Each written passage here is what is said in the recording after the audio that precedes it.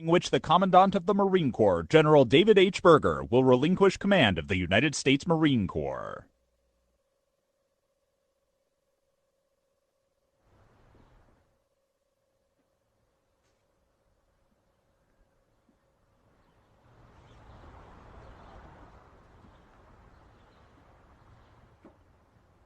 Please rise for the arrival of the official party.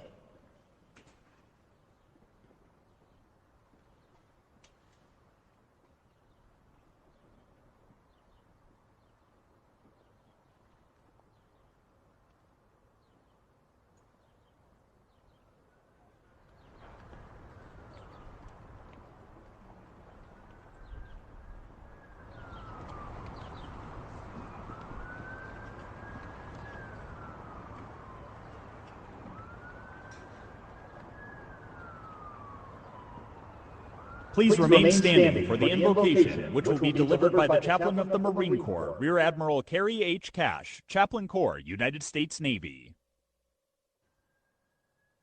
I invite you to pray with me.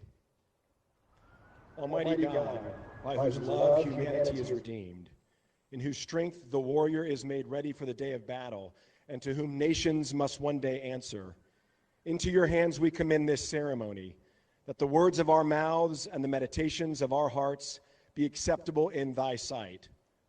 For General David Berger, who relinquishes his duties as our 38th Commandant, we give you thanks.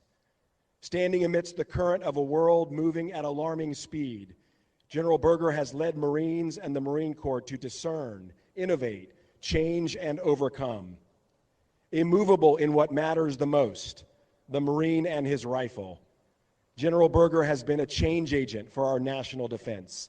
Bless his efforts, O Lord, where those efforts have made our Marine Corps more effective, Marines more faithful, and this nation more secure. Help he and Donna see that you are the one who has sustained them these many years, for you are always faithful, and you will remain always faithful for the future they cannot fully see. At peace are they whose minds are stayed on you, O God. May the Bergers look unto you this day as they call to mind the past and welcome the future. For that leader who will take up the mantle that General Berger relinquishes, we ask your abundant provision, O God. In the midst of this sea change, grant unto our acting Commandant, General Smith, your grace. And on that day when a new Commandant is named, we ask that you imbue that leader with moral rigor, a heart singular in purpose, wisdom and courage, humility, and the fear of God. As the psalmist declares, the Lord is my strength and my shield. My heart trusts in him, and I am helped.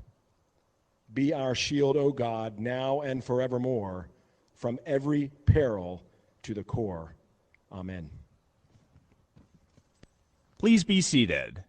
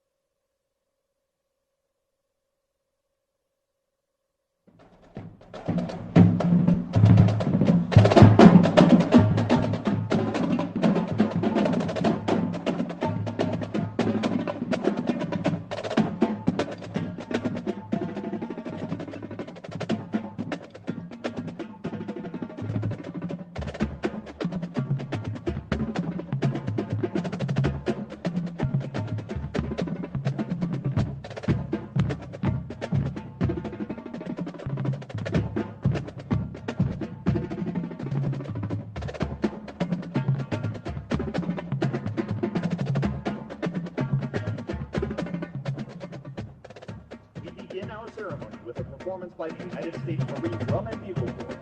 Formed in 1934 and known as the Commandant Zone, the unit celebrates over 88 years of marching and musical excellence while carrying the distinction of being the only drum and bugle corps currently serving in the United States Armed Forces. The unit will open today's concert with a march. by Robert Jager, written as a tribute to the men and women of the United States Marine Corps, appropriately entitled Esprit de Corps. Marine Barracks Washington, D.C. proudly presents the Commandant's Own United States Marine Drum and Bugle Corps.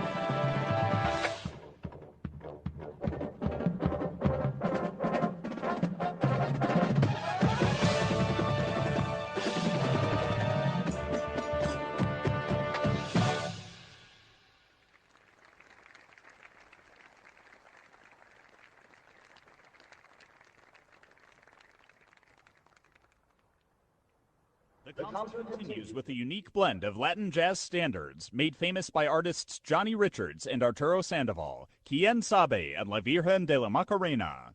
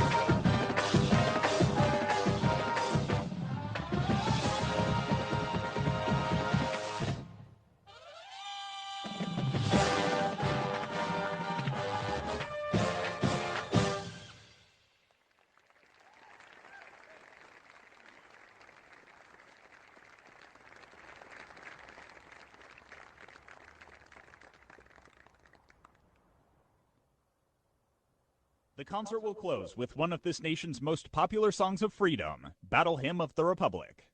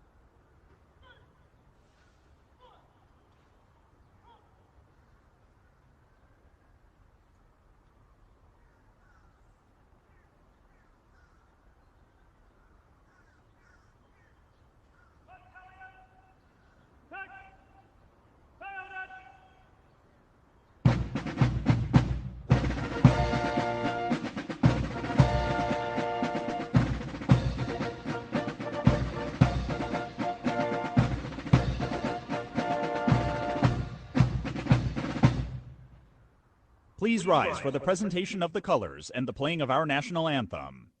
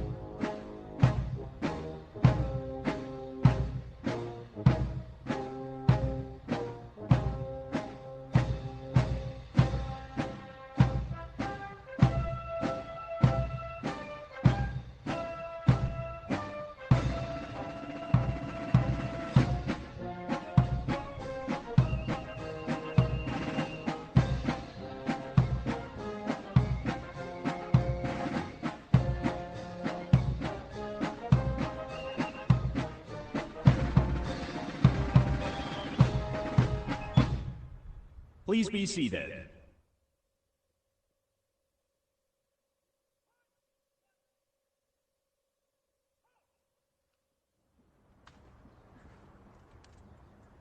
Sir, the parade is formed. Take your post, sir.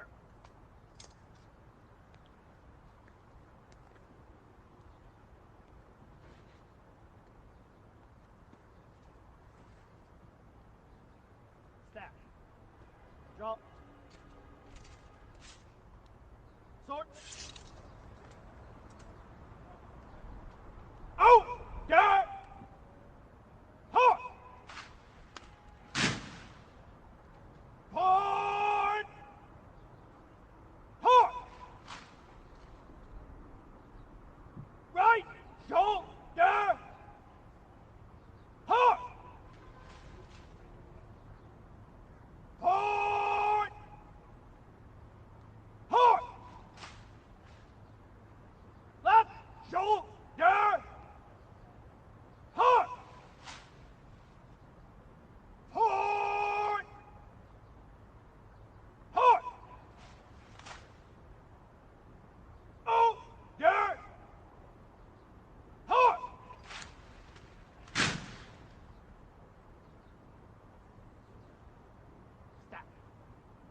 Work. Halt.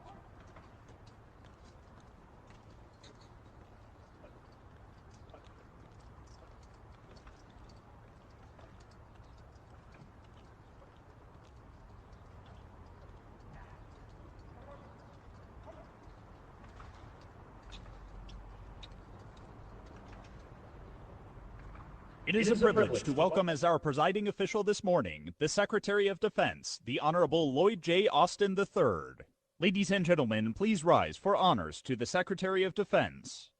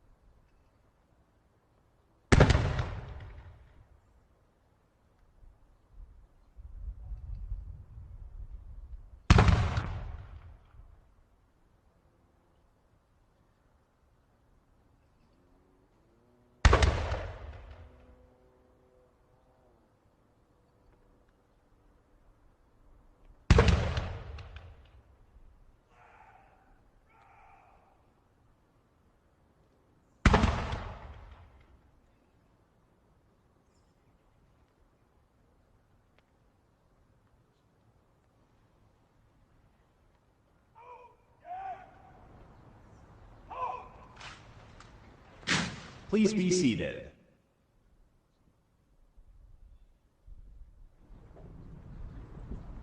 Now entering the reviewing area is the Commandant of the Marine Corps, General David H. Berger. Ladies and gentlemen, please rise for honors to General Berger.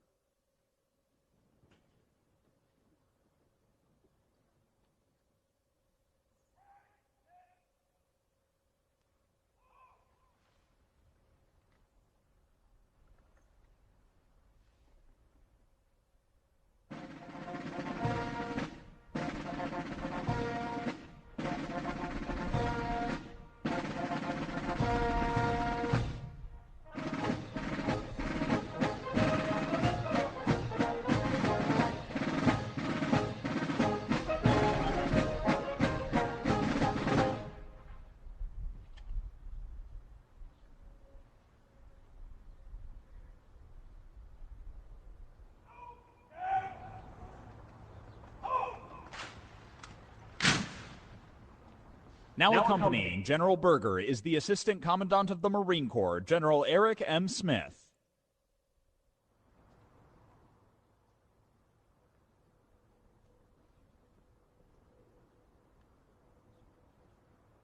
Please remain standing for the relinquishment of the battle color of the Marine Corps, which will be facilitated by the Sergeant Major of the Marine Corps, Sergeant Major Troy E. Black.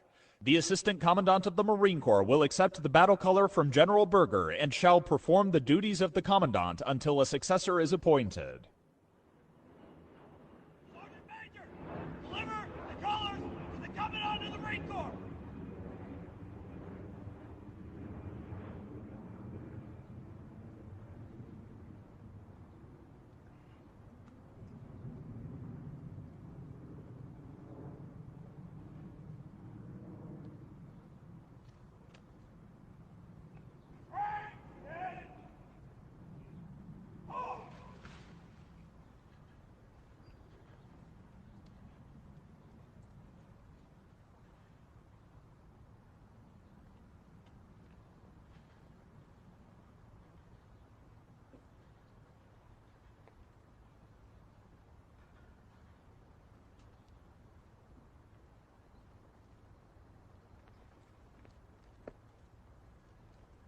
Attention to orders.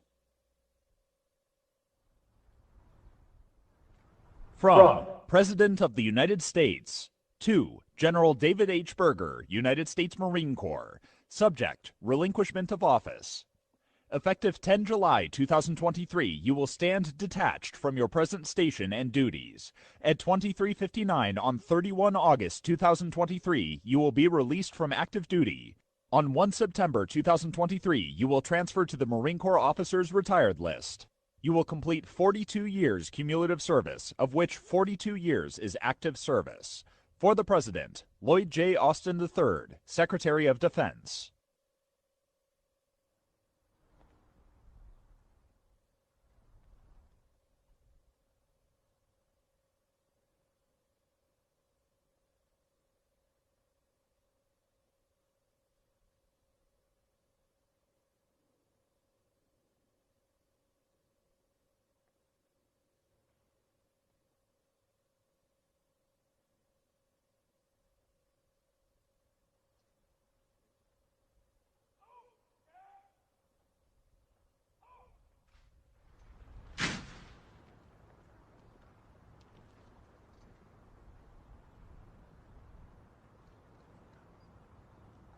Please be seated.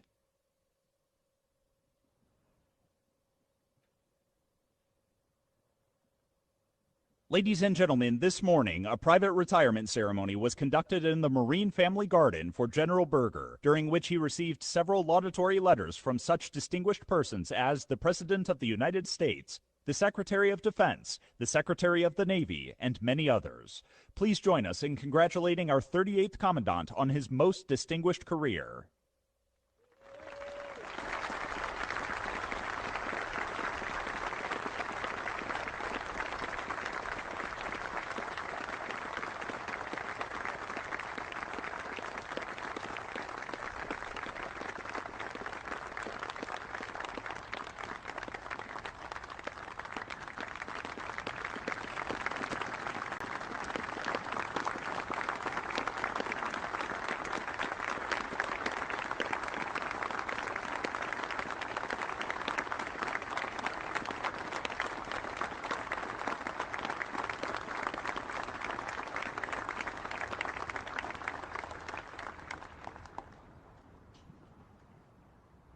Ladies and gentlemen, now in the reviewing area is the Assistant Commandant of the Marine Corps, General Eric M. Smith.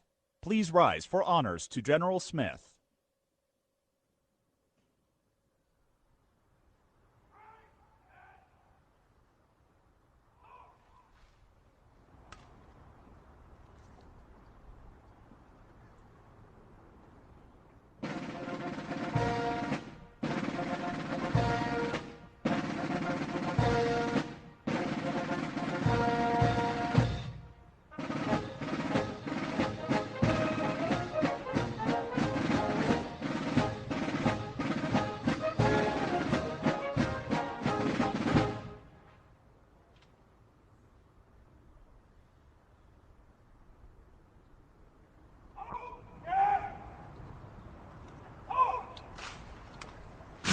Please be seated.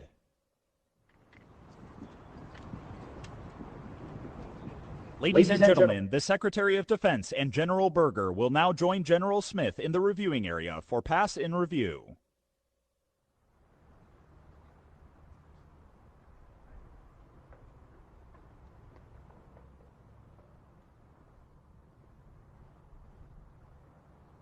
Watch the command in review.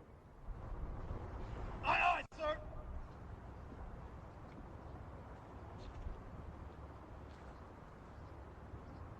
On! In review! Right! Hey!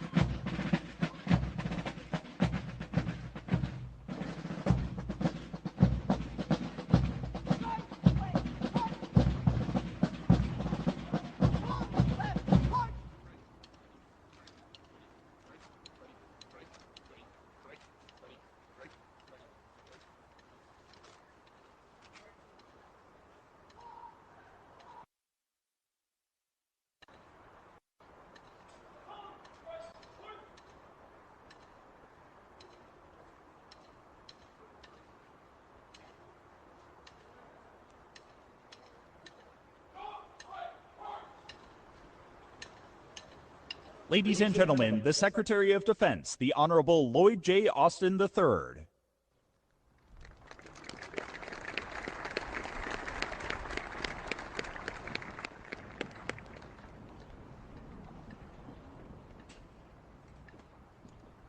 Well, good morning, everyone. It is indeed an honor to be here at Marine Barracks Washington, which is the oldest active post in the United States Marine Corps. I think the performance that we saw this morning was just absolutely outstanding, and I know you would agree. Let's give them another round of applause.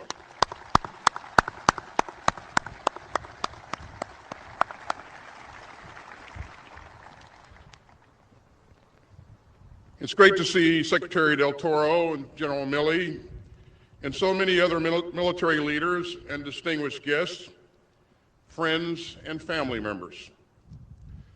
I'm delighted to be with you to celebrate the career of an outstanding Marine, our 38th Commandant of the Marine Corps, General David Berger.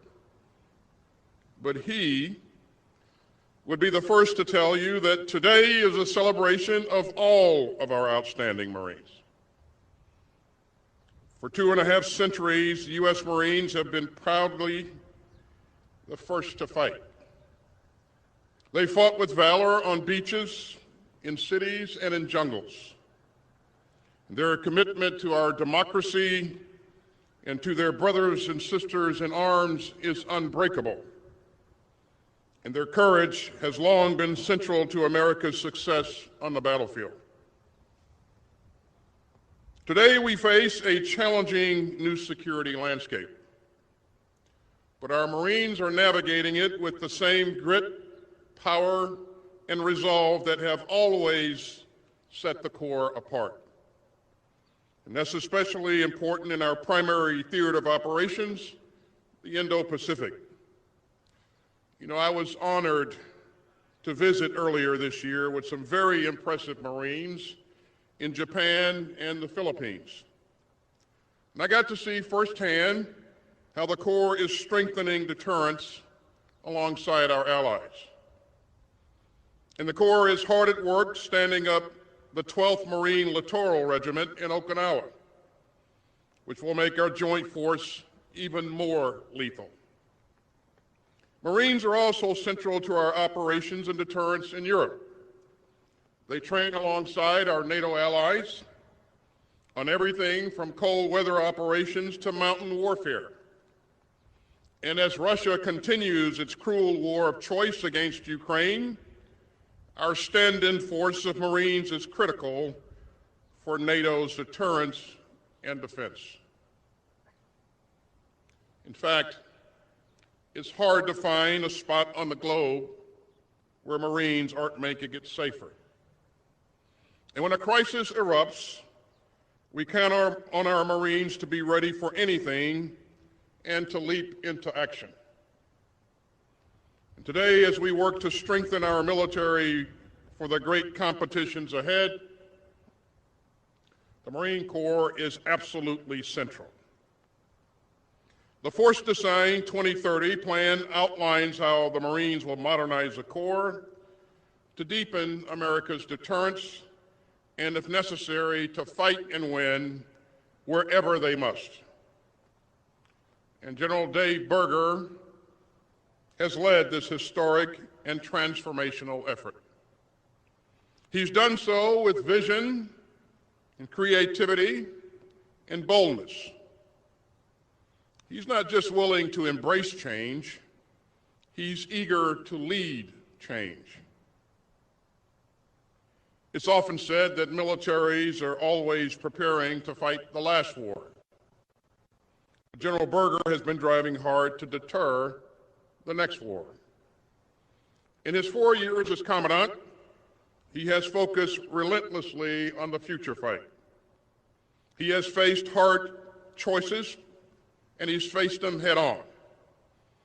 He's encouraged creative thinking at every level of the Corps. And he has pushed our department to redefine readiness for the 21st century. Now, despite all of his achievements, Dave is one of the most humble leaders in our inventory. In fact, he probably hates the fact that I'm talking about him right now. But I'm going to do it for a few more minutes, Dave, so just relax and deal with it. You know, anyone who's worked in government knows how tempting it can be to just kick the can down the road or to make do with the old ways for a little bit longer. But that's not Dave Berger. His staff says that he has never once hit the easy button. And that's been true throughout his career. As a young officer, General Berger did it all. Reconnaissance training, jump master school, combat dive, you name it. He went on to command the 1st Marine Division in Afghanistan, the 1st Marine Expeditionary Force in Camp Pendleton, and Fleet Marine Forces Pacific, where he saw firsthand what it takes to deter aggression in the Indo-Pacific.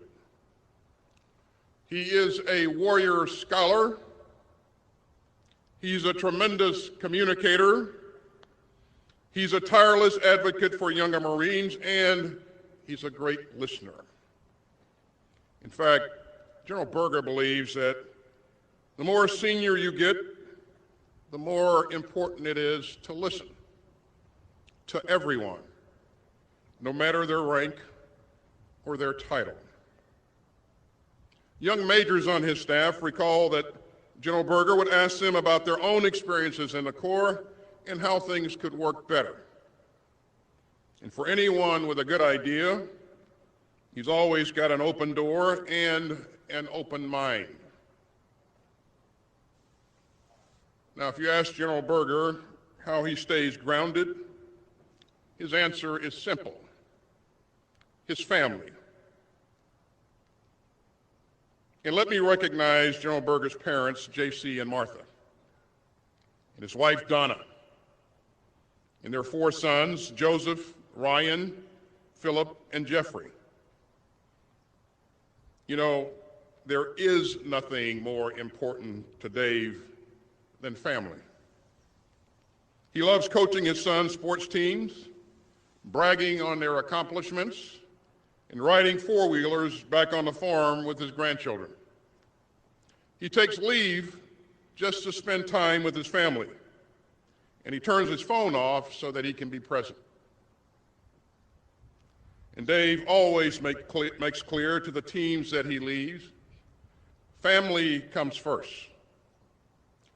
He loves talking with his staff about what their families are up to, and he encourages them to make sure that they're spending time with their loved ones. And that really makes a difference to Marines at all levels of the Corps. So I want to thank Dave for his focus on family, and I want to thank this outstanding military family for serving right alongside General Berger. Donna, thanks for all that you've done for our country and the United States Marine Corps, and for your tireless work on behalf of our families. You know, this year marks 42 years since Dave became a Marine, and 42 years of marriage for Dave and Donna. So let's give it up for the both of them.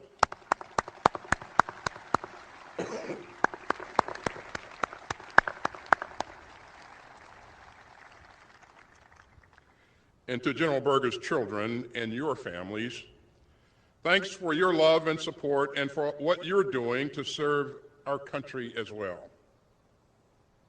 You know, years ago, Dave and Donna had a conversation about whether he should stay in the Marines.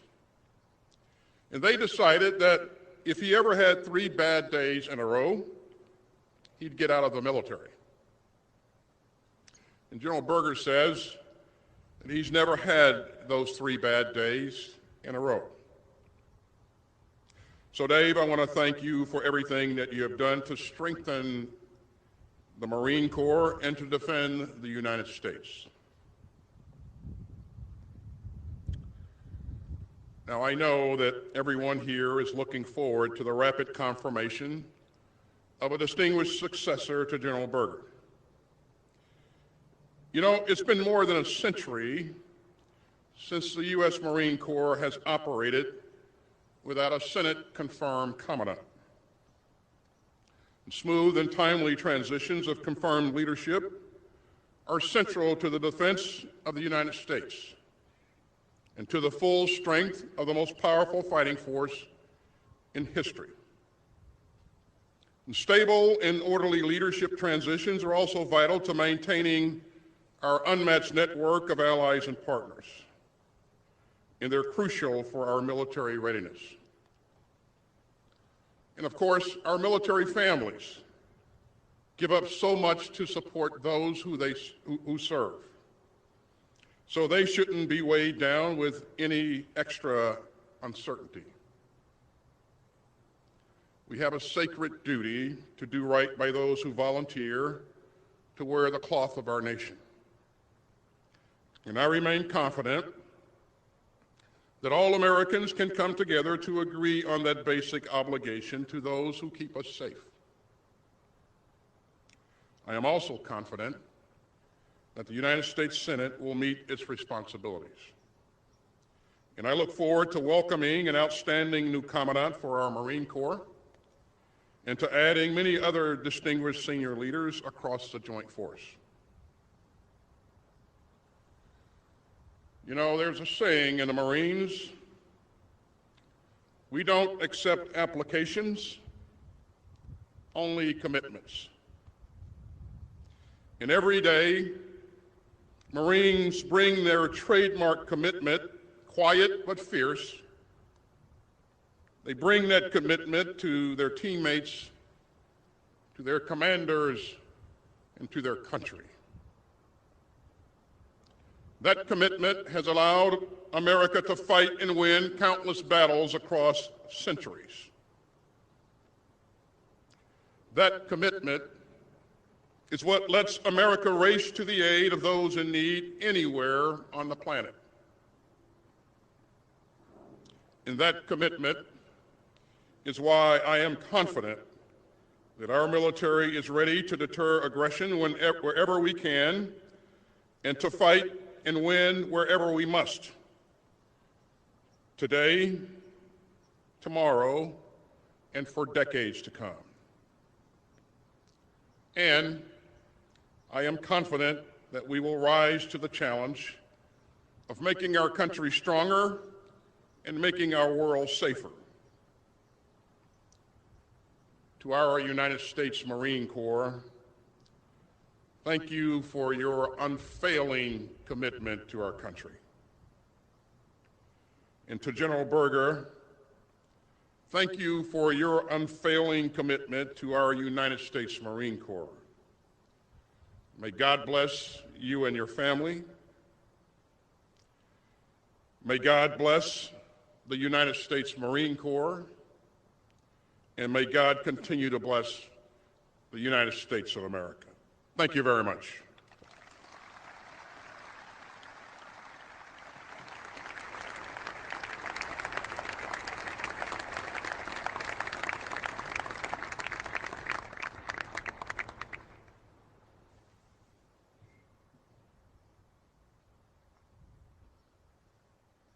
Ladies and gentlemen, the 38th Commandant of the Marine Corps, General David H. Berger.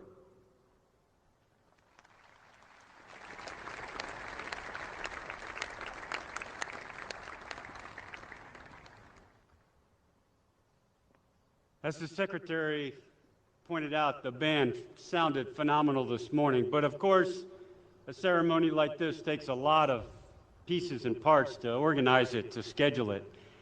So if from the barracks here in security and protocol, the marching unit behind us, all the protocol team at headquarters Marine Corps, NCIS for security, all of the people that had a hand in the ceremony, can you please join me in thanking them?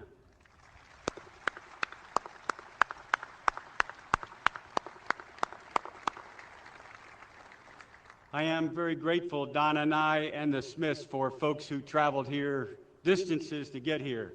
As you pointed out earlier, some folks called this morning because of canceled flights. For those who made it here, thank you. I begin quickly with my parents. This is where, for me, what the Marine Corps talks about in terms of values of honor, courage, and commitment, I got them before I came in the Marine Corps. I got them from my parents. They taught me about honor. They taught me about keeping my word. They taught all four of us about responsibility and about protecting the family. More than that, perhaps they didn't just teach us. Even sitting here in the front row today, they are our personal example. This is what right looks like. They have been married 67 years, and they continue to be my role model.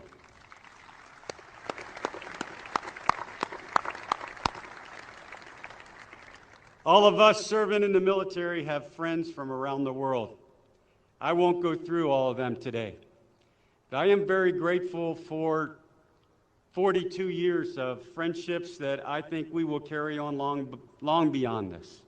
Some of them here, like the Bennetts and the Bowies, and some of them who called us yesterday and the day before, like Jim and Carla Hogan from the West Coast, and so many other families.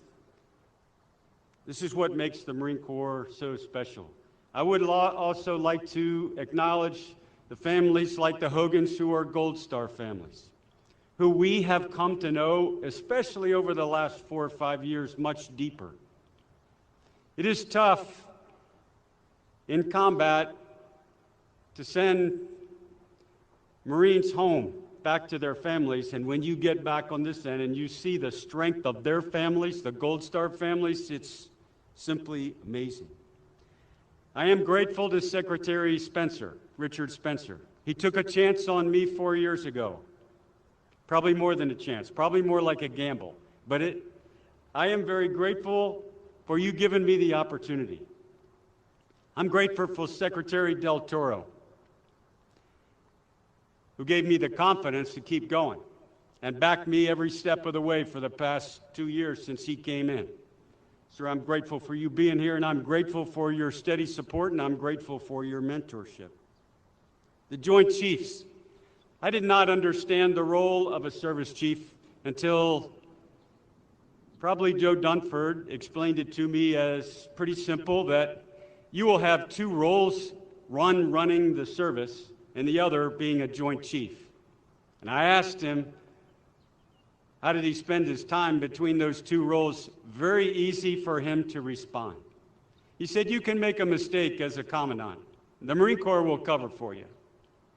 But when it comes to giving advice, giving recommendations to the Secretary of Defense, to the President, you cannot get that wrong. And I took that to heart.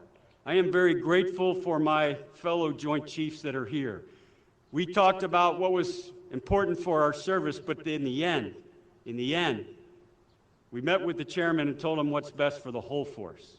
And Chairman, I'm grateful for your leadership, and I'm grateful for your friendship, and I'm grateful for what you did from Iraq to Afghanistan to all the Friday sessions in the tank where you put the nation and the servicemen and women and their families first. And you and Polly, 2 months from now, will be there cheering from the bleachers. Sergeant Major Black and Stacy. We grew up in the Marine Corps serving alongside a senior enlisted leader. We're so blessed to have a sergeant major from the time you're a lieutenant colonel on. Had no idea that becoming commandant would take it to another level. We traveled with the Blacks everywhere. I made no decisions, none, without long one-on-one discussions with Sergeant Major Troy Black. I have been so blessed, Don and I have been so blessed to know the two of them, to become lifelong friends with them. The Marine Corps is in great hands, in the Smiths' hands, and the whole Joint Force is in great hands with the senior enlisted senses and common sense of Sergeant Major Troy Black and his wife, Stacy. Every commander has a phenomenal staff. I was blessed to have that. And commanders around the world. You don't need to micromanage when you have leaders like that. In fact, the hardest thing to do is try to keep up, which I probably was not very successful at. I'm thankful to everyone at Headquarters Marine Corps, all the deputy commandants, all the commanders around the world. I'm grateful for all the Marines I got to serve alongside. This is a privilege. All of us who are generals, admirals know that we could have been sent home a long time ago and been really happy, really fulfilled. We live on borrowed time, and we feel like it. So I'm grateful for every single Marine I served alongside.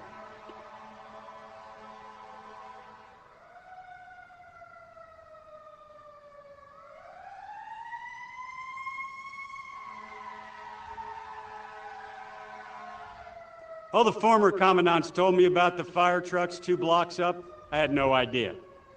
You're getting a small taste of it. When you're the commandant, when you're a general officer, you have sometimes both aides and enlisted aides. We have been blessed to have both. I won't call them out by name. We cannot function without them. And they make us and the Marine Corps and all of our services look 100% sharp every day. Donna, this is my soulmate. We have been married 42 years. She could certainly trade up. I don't have that option. We met in 6th grade, and for me, probably the best reflection of finding your soulmate and knowing it's the right one, we talked about this earlier today, is when you see your kids raise their kids. Then you know you did it right.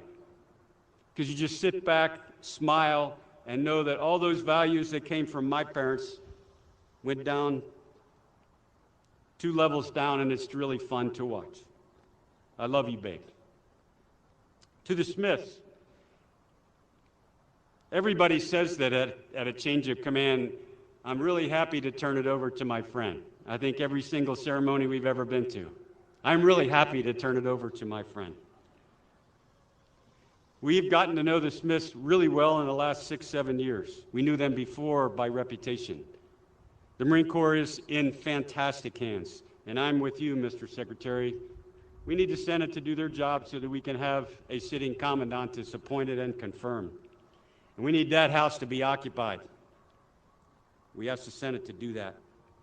I have tried to be the servant leader that my mentors coached me to do. That was my goal. Every Marine is a rifleman. We believe that in the Marine Corps. And I tried my best to put the rifleman in the center, an 0311 infantry squad leader in the center every time. We all work for them. We know as Marines who we are. Tried my best to make sure that the Marine Corps is ready today and also ready 5-10 years from now.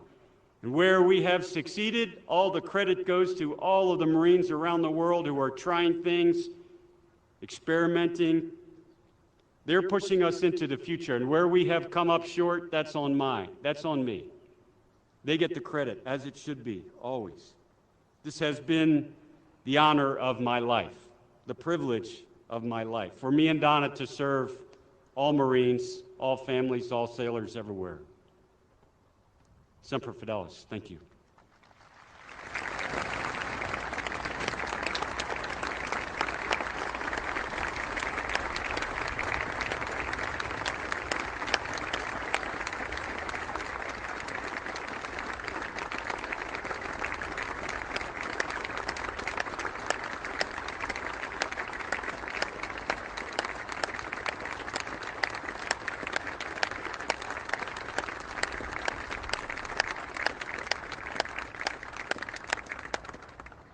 Ladies and gentlemen, the Assistant Commandant of the Marine Corps, General Eric M. Smith.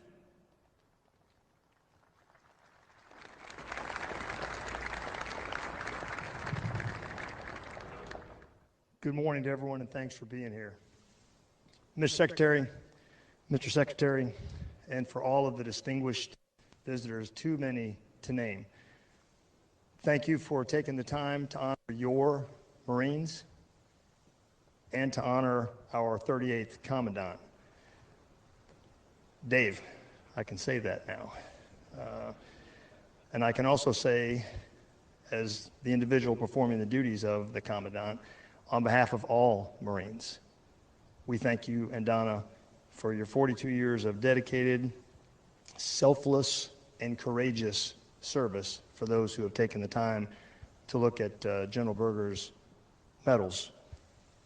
Courage is shown across those medals, and we should take the time to once again acknowledge the Bergers, their entire family, and it's a big family because when you have the Secretary of the Navy sitting in one row over because the Bergers are filling up the entire 1 North, that's a good day. That's a good day. So Dave and Donna, on behalf of all of us, thank you. We'll get the one thing out very quickly. If you're saying, what am I supposed to call you? ACMAC. That is my title and one that I'm proud of. We got the ACMAC squad sitting over here. So you can also say Devil Dog, Leatherneck, Marine, or Tricia's husband. I respond to all, probably most proud of the last. There are a tremendous number of supporters of your Marine Corps here today, and all of us appreciate the support because what you saw today was an embodiment, a representation of the more than 200,000 active and reserve Marines who are out there ready, willing, able, and eager to defend the Constitution. So those young Marines that you saw today, they're 18, 19, and they are willing to do anything, everything on your behalf, and they are owed our eternal gratitude. I will simply say that in the audience today, without going through everyone, there are examples of our friends, our partners, our allies, and we have lots of them. I'm looking at them all right now. We have lots. There are also personal examples of courage. Some from our allies and partners, like Colonel Taguchi, who's over here, who committed as a battalion commander from the Georgian Infantry to serve alongside us in Afghanistan, lost both legs, and he's here. Alexei, it's good to have you here because you are an embodiment of everyone and everything that we hold dear. We have people like Major Dave Borden, who's a retired Marine major, who after losing his right leg at the hip and a good chunk of his left arm in Iraq, 2 years in the hospital, and then he deployed to Afghanistan for a year twice as an amputee, as an infantry officer. So we are surrounded by individuals like that, and we are so grateful for it. My own family, my wife Trish today representing the family. She is the better half, the stable rock upon which we build the foundation. Our children cannot be here. Elise and her husband Matt are down in Houston working, hopefully paying for my retirement boat. That's the plan. And our son Travis and his wife Hadley are in Texas burying her father. He is an American hero, a firefighter who is currently donating his organs, so they have to be there for that. But that's another example of what real courage looks like. To make sure that there is no confusion, all orders, directives, and guidance which were in effect this morning remain in effect unless I direct otherwise. Further guidance to the force will follow. But for the Marines, what I can tell you is this: 2 simultaneous missions right now. Continue to accelerate modernization in preparation for a peer fight, state-on-state conflict that we have not seen in our lifetime, while simultaneously maintaining and continuing to improve the readiness of our combined arms global naval crisis response force. The 26th Expeditionary Unit will head out the door as a MUSOC, Special Operations Capable. We haven't done that in 10 years. That's on your leadership, General Berger. Those are the 2 missions, and we do those 2 missions by ironclad discipline, by strict, almost ruthless adherence to our standards. That is what is expected of all of us. For the officers sitting here, this is the time when we earn Ductus Exemplo. It's what is expected of all of us who are forced to wear black trousers. And if you don't understand that, I'll do 2 seconds and explain it. We don't get to wear black trousers. If you notice, the generals have black trousers, not blue trousers like the young enlisted Marines, as if it's a status symbol. It is not.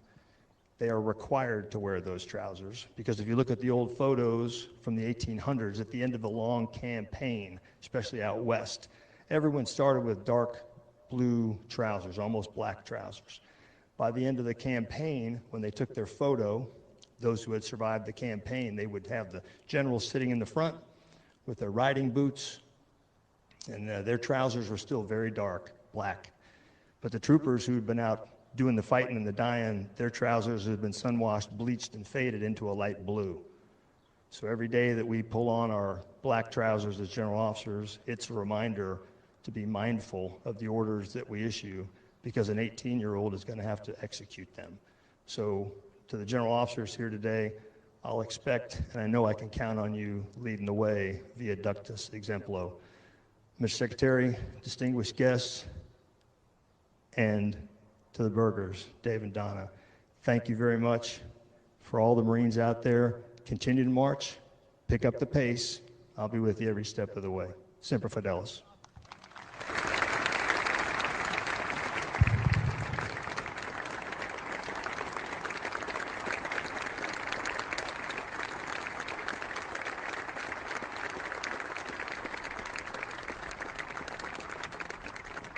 Ladies and gentlemen, this concludes our ceremony.